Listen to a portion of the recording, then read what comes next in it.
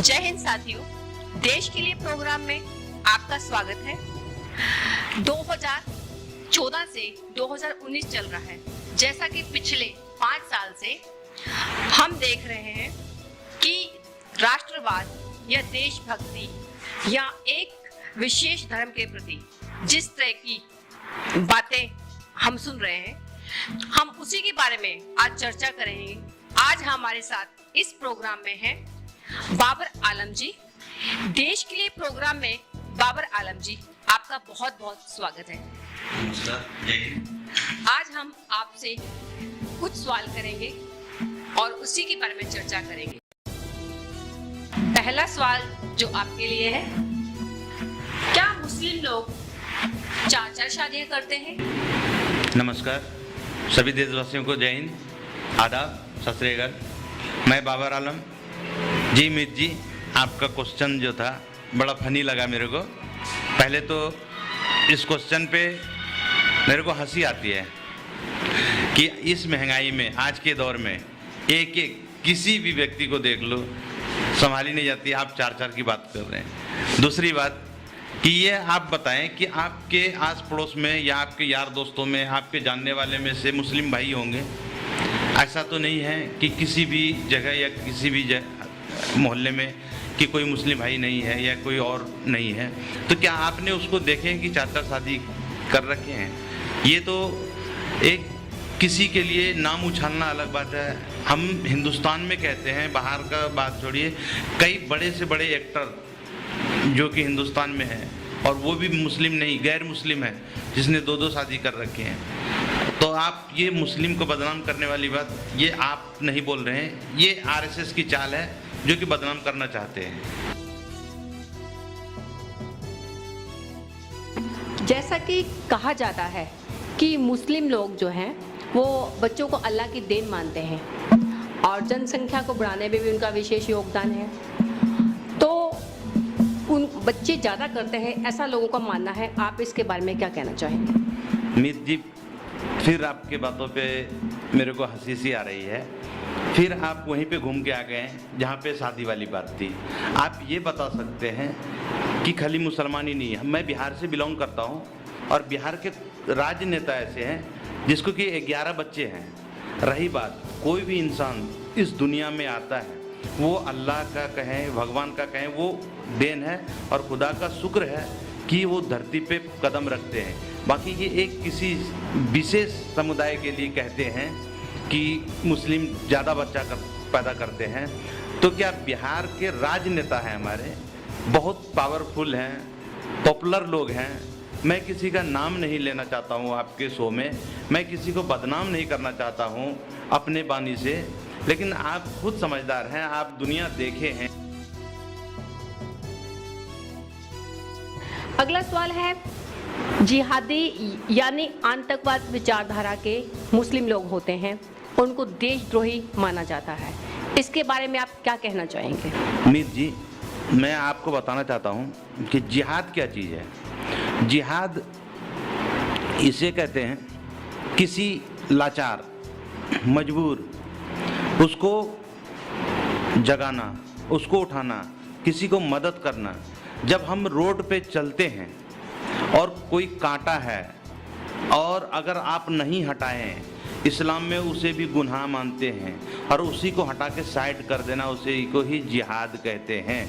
जिहाद का मतलब होता है कि आप सही रास्ते पे चलें, दूसरे के लिए कांटा हटाएं, दूसरे के लिए रास्ता साफ करें।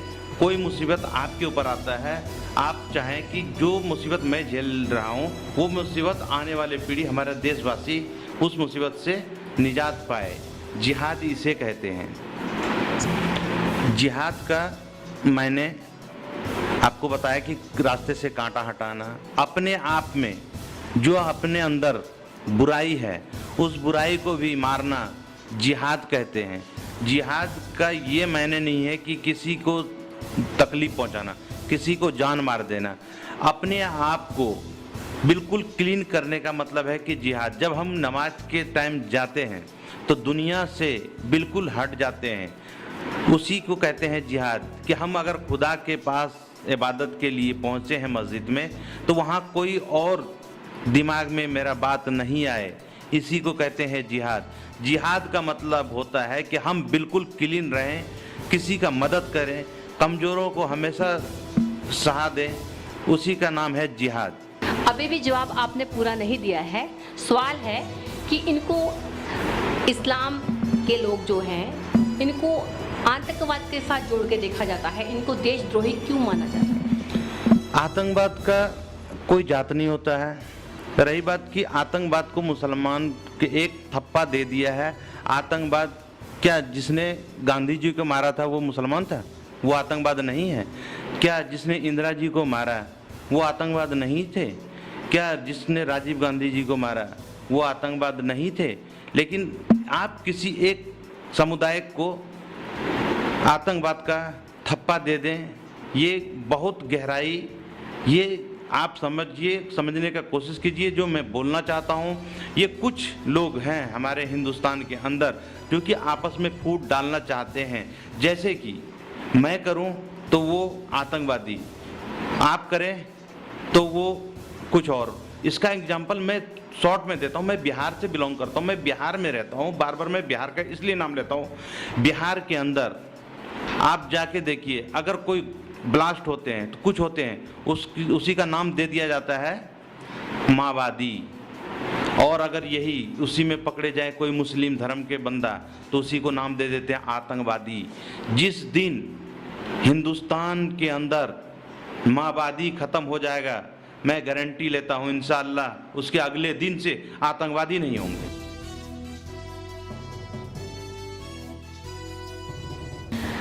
अगला सवाल है, मुस्लिम लोग भारत माता की जय क्यों नहीं कहते? देखिए मित जी, कई ऐसी बात है जो कि मैं नहीं बोलना चाहता हूँ, आपसे सवाल नहीं करना चाहता हूँ।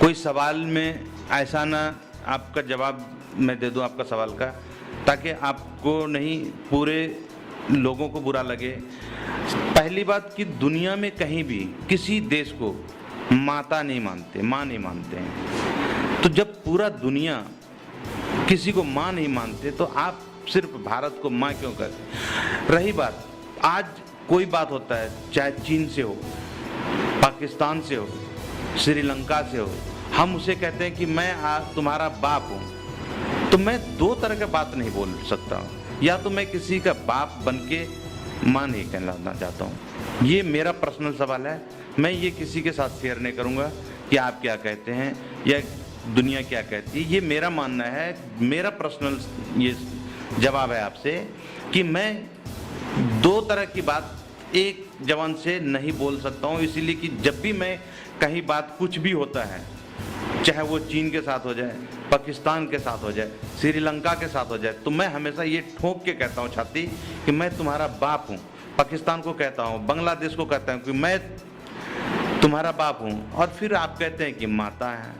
तो ये बात शायद मेरे दिमाग से थोड़ा सा परे है, इसीलिए इस पर ज़्यादा टिप्पणी मैं नहीं करना चाहता हूँ। मैं ये सिर्फ पूरे हिंदुस्तान के लोगों से कहता हूँ कि हम पड़ोसी पाकिस्तान का बाप बन के रहें, ना कि उसका खाला मौसी बने। तो बाप बनने में हमें ज़्यादा मज़ा आता है, इसीलिए ये पर्सनल है मेरा, मैं बाप ही कहलाता हूँ पाकिस्तान का, बांग्लादेश का और चीन का।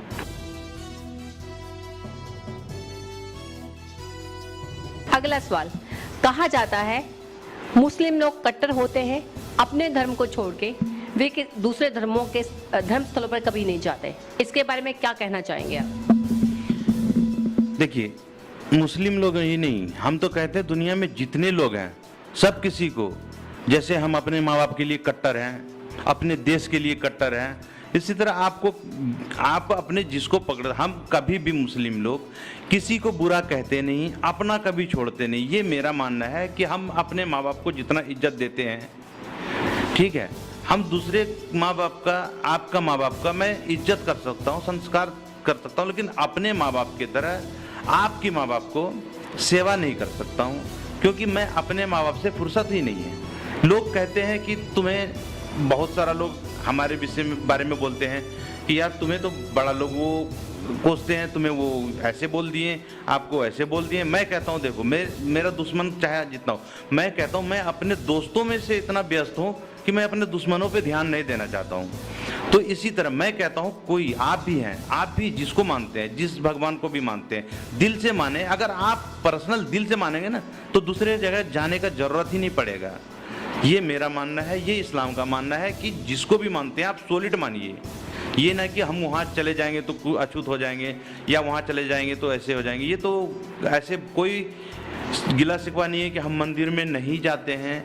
हम खुद, मैं कहता हूँ अपने आप को, रामलीला होता है उसमें मैं भाग लेता हूँ। आप जाके मेरे गांव में, हो सकता है कभी मौका लगे तो मैं आपको वीडियो दिखा सकता हूँ, जो वीडियो बना के रखते हैं, मैं उसमें रोल करता हूँ। कई बार मैं लेडीज़ का सीता माँ का रोल किया हूँ, कई बार हमने हनुमान जी का रोल किया हूँ। तो ऐसे कुछ बात नहीं है, लेकिन मेरा मानना है, इस्लाम का मानना है कि जो आप मानते हैं उसको दिल से मानिए, ना कि दिखावे के तौर पे मत मानिए। इसीलिए हम जो मानते हैं दिल से मानते हैं, इसी को आप कट्टरपंथी कहते हैं। तो ये आपकी विचारधारा है, आप मेरे लिए क्या सोचते हैं, मैं इसमें उलझना नहीं चाहता हूँ। मेरा मानना है, दोबारा फिर दोहरा रहा हूँ वही बात को, कि जिसको भी मानते हैं दिल से मानिए। दिल से मानने के बाद आप कट्टरपंथी होते हैं, तो ये आपकी विचारधारा है।